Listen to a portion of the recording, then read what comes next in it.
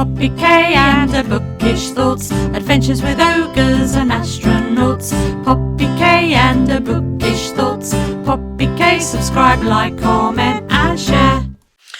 Well, hello and welcome to my vlog, my reading vlog.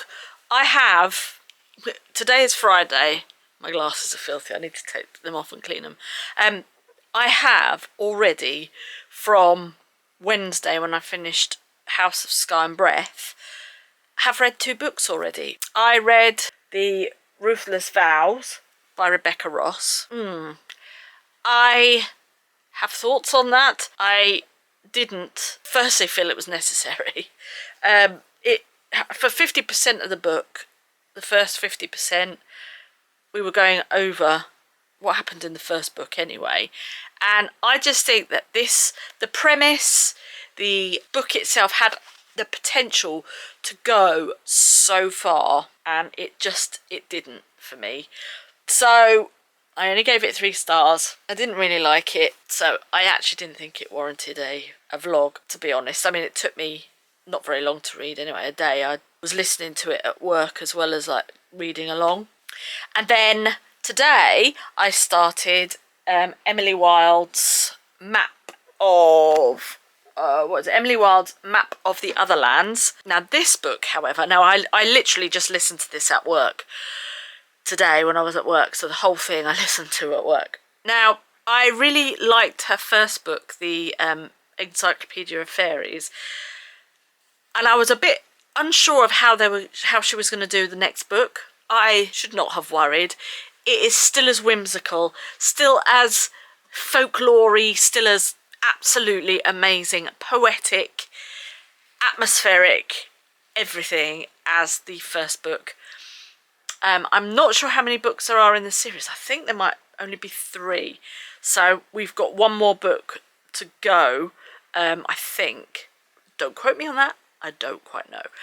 But I thoroughly enjoyed it. I gave it a 4 out of 5 stars, and it just put me in a better mood than Ruthless Vows. Now, you might like Ruthless Vows, but I didn't really like it at all. It just had the potential to go so far, and she didn't do it. Anyway, so the next book I'm going to read is one that I picked up from Books to Door in that massive package that I got for Christmas over on my weekly vlogs. I said I was just going to wrap it up anyway, wasn't I? Or was that on this vlog? I can't remember. Anyway, but I got the Bone Witch series by Rin Chupeco. So I am going to read this, see how long. I might hopefully be able to read all 3 books. If not, I will carry it on perhaps. But yeah, I'm going to read this.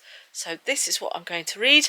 And I also just wanted to show you, I picked these, or I got these from Shein, and they are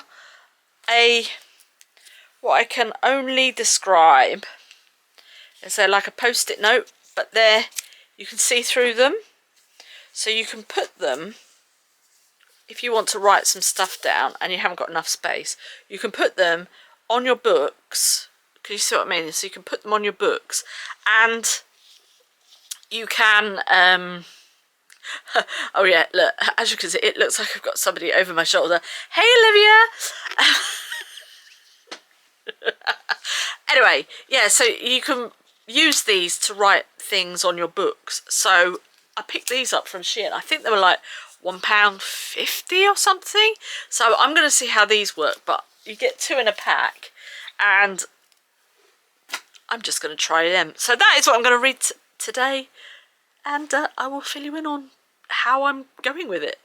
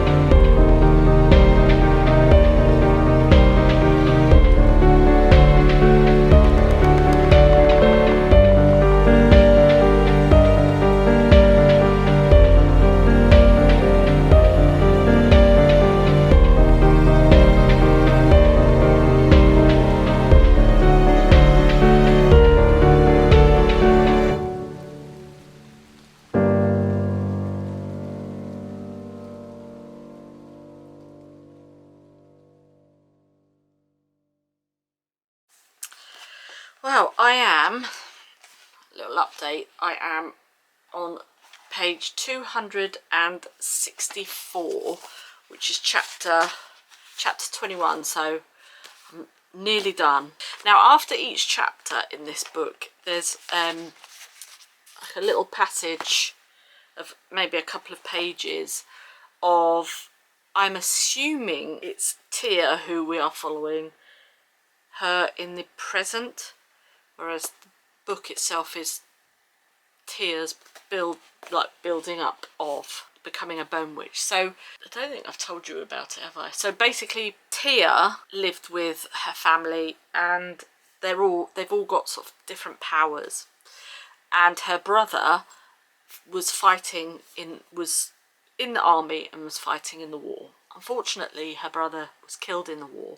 His body got sent back over, and when they were burying the body, Tia, her power sort of overcome her, and she rose her brother Fox from the dead. So he's now following her about as a ghost type thing. And the only people who can do that are the Asher or the bone witches, and Tia seems to have, or she is a very powerful bone witch, but she obviously doesn't know this at the time, so she gets sent away to learn her powers and to what's the word I'm looking for, to progress and become like a bone witch, train and things like that. So she's doing training, she's learning different things, and her brother is following her. He is basically her familiar. She's getting to grips with becoming, you know, training to become a bone witch. We are now at this point in the book getting into a little bit of like political bits and pieces with the king, kingdoms, leaders and things like that. But here we've got this little bit, just I thought was quite good. It said, everyone is believed to have two faces, one they show to the public and one they wear in private. The first face, their honour, the second face, their dignity. So I actually thought that was quite a good little thing, because we do sort of have two faces, don't we? It's a bit like your phone voice. Hello. It's that sort of thing. But I thought that was quite poignant, shall we say. I'm enjoying this.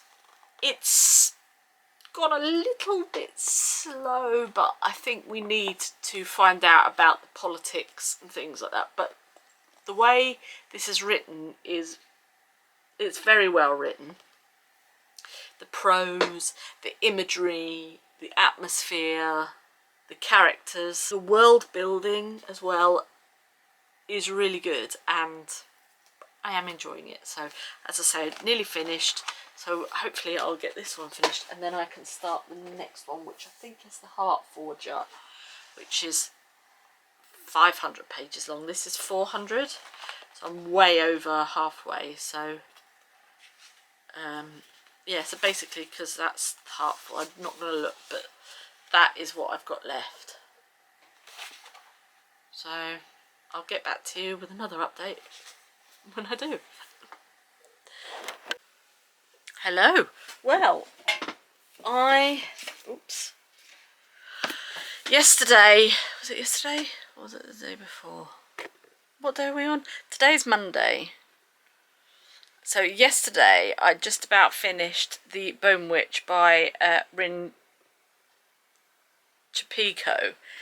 And what is this book about? Well, this book is about a girl who we follow called Tia, who accidentally brings her brother back to life. Now, he was in the army and he was killed during in war.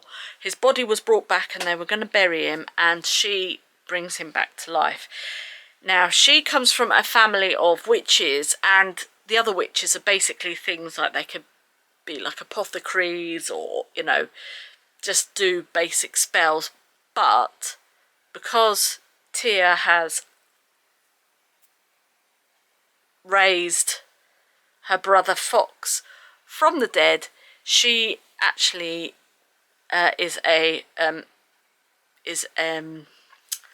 oh, what do they call it? She has a gift of necromancy.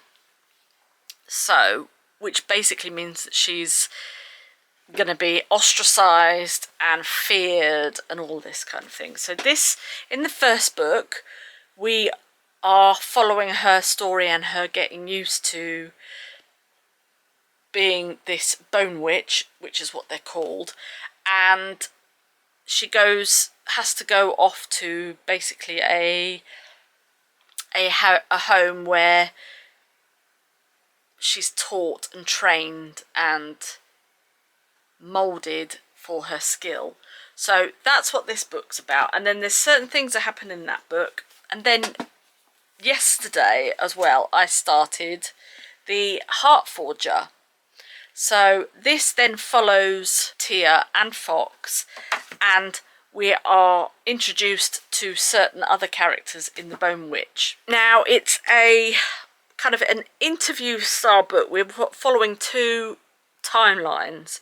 So at the end of each chapter, there is like an interview of the present day, and Tia is telling her story to a bard who is taking notes and things to document her life. So we're following that. So it's a little bit jarring in that aspect, that we're reading it two different timelines. So I am just trying to sort of get to grips with that. There is a lot of information. However, having said that, the way it's written it's very atmospheric, and it keeps you wanting to know like what's going to happen next. Now obviously, because we're reading present and past, the present, you kind of, it's not spoilery, but you know something's going to happen. It's just, when is it going to happen? So having said that, we're then into this next book, The Heart Forger, and we are in several different places. There are wars happening, there's politics, there's love, and there's a lot in there, and it just sometimes gets a little bit discombobulating, you know. You just get a little bit lost. Having said that, it is still really good. I have given both books 4 stars, so on my update I am now starting the third book, The Shadow Glass. So this is the third book and the last book. So this is 400 pages, 450 pages, this one. This one was 500 pages, I think, and the first one was 400 odd pages. So I shall be reading this one, and I will give you my thoughts on the whole thing when I'm done. I will say one thing. Tia says sorry far too much for my liking. She's always apologising. It's like, girl, just don't worry about it. But yeah, it's very good. It's intriguing, and what I thought was going to happen in the second book hasn't happened yet.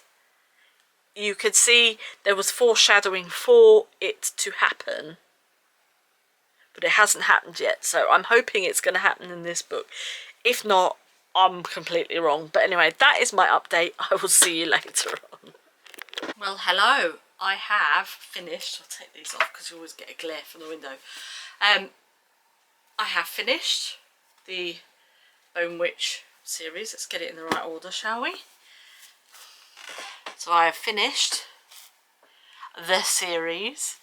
As a whole, I enjoyed it.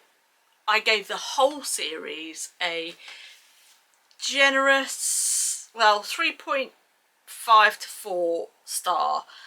I feel a little, do I feel deflated? No, I don't feel deflated. I just feel a little bit, there are some bits I just didn't understand, and I think that's because there was so much going on, and I mean so much. So obviously in the first book, The Bone Witch, we follow Tia. She is a member of a family. They are all witches. Her brother is off fighting a war against magical beasts. He unfortunately gets killed. They bring him back, and he, as they're burying him, Tia is they don't know this at the time until now, is a necromancer. So her skill is necromancy, and she brings her brother Fox back to life. So they see this as a great, oh, this is terrible, da da da da da. So off she goes to basically a necromancer training school, house, orphanage. It's not an orphanage because her parents are still alive, but that type of place. So she goes off to there to learn new skills and things like that. So that's where this book starts. So we're basically following her through the beginnings of her journey. The next book, The Heart Forger, she's a little bit older. In this one she's 12. In this one she's a little bit older, and she is getting to grips with her powers.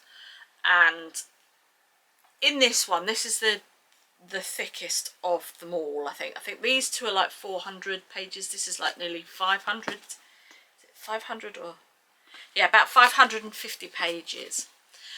And in this book we find out a lot about the world and the politics, and we're introduced to a lot of characters, and I think that's where my confusion was, because a lot of the characters have very similar names, or if not similar names, their names all begin with the same letter. So to me it was quite confusing, so I had to keep going back to reread sentences, paragraphs, pages. So that was one thing that was a little bit jarring. The actual story in all three books is told in two perspectives. So we have Tia's perspective in the past, and we have the bard, or a scribe's words of what is happening, because she has asked this scribe to write about her life. So that's the same in all three books. So all three books it's like that, and sometimes that can be a little bit confusing. However, because we have the present and the past POVs, you know what's going to happen, and that I think is what made this series compelling and made me want to read the whole thing. Because you want to know how what happens. In some aspects I felt a little bit like this was, I think, no, who was it? It was Becca from I can't remember, is it Becca and the Books? Becca and the Books, I think.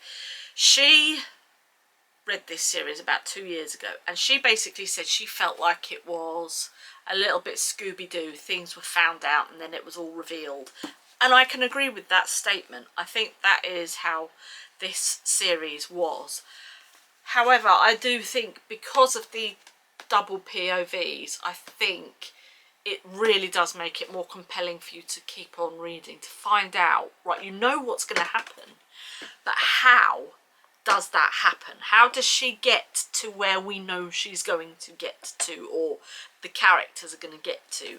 So I think that is what makes this series very compelling. Now, if you're looking for something to give to a young adult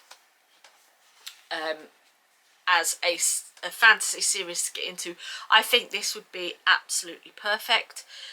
I got mine on Books to Door, so I don't know if they've still got it in there, but these were ones that I got for Christmas, and there isn't a lot of smut in there or anything like that. So I think if you are looking for a beginner's entry into a little bit of fantasy, then I think this is your series. It's only 3 books, they're not very hefty, and I think that if that's the sort of thing that you're looking to getting into, then this is the one for you.